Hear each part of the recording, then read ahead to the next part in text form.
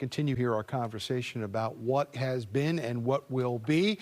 This morning we're bringing in our political panel. Gregory, Korte, back here at the table this morning. He is the White House correspondent and politics reporter for Bloomberg. And Matt Foster is a political science professor over at the Great American University. Good to see both of you. Good morning. Good morning. Let me start with you, Matt, from a political science brain. You watched that convention. What did you see, and what do you make of what they're going to be able to take in to the fall?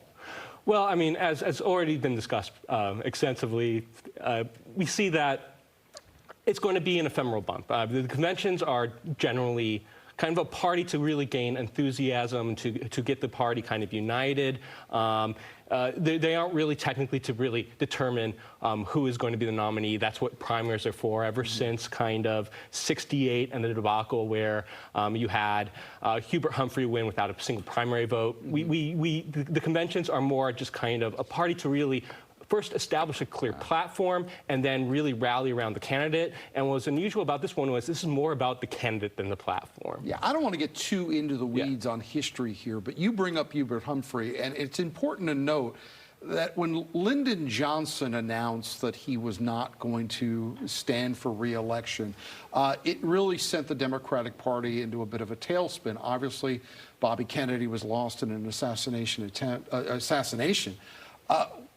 Do you see any parallels, Greg, between what happened in 1968 and what's going on right now? I mean, one parallel is that the convention will be held in the same city, in Chicago, which was something when the Democrats were planning this convention, those echoes were sort of in the background. A lot of protests there around the Vietnam War, so we have that to grapple with. Look, this is unprecedented. You can refer back to Lyndon Johnson, but that was back in March that he went into the Oval Office and talked to the American people and said, I will not accept the nomination of my party for President of the United States. Now it's July, getting into August, and we really still have this up for grabs. It would be a truly open convention if that happened. And so, yeah, this would be uncharted territory. Matt, Fox 5 is heading to Chicago for the DNC.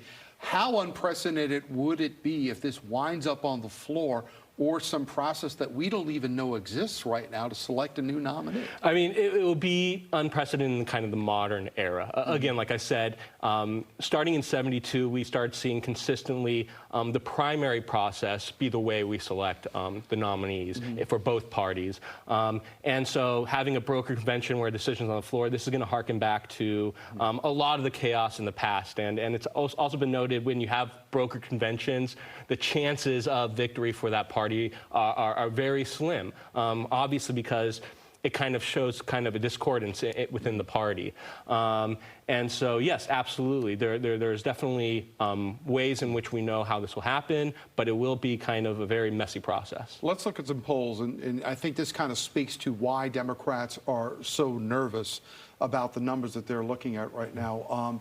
This is from YouGov and CBS News. They have Trump at 52%, Biden now down at 47%. Now, the Trump-Harris poll is interesting. They have Trump at 51% and Harris at 48%. Now, that lowers Trump's number, but it still has Democrats behind. So Gregory, how big of that calculus is going into these discussions with Biden right now if the Biden camp and the Harris camp have this set of numbers, and Biden's camp can still point at these numbers and say Harris isn't doing that much better in these polls? And it depends on which poll you look at. Some have Harris a little bit behind, some a little bit ahead.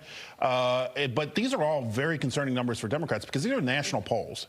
And what we see because of the composition of the Electoral College, Democrats really have to overperform in these national polls just to be competitive in these 7 states that we're all looking at. And Trump is ahead in every one of those 7 states right now. And Matt, I don't mean to plug another university, but Emerson just came out with a survey of all 7 battleground states.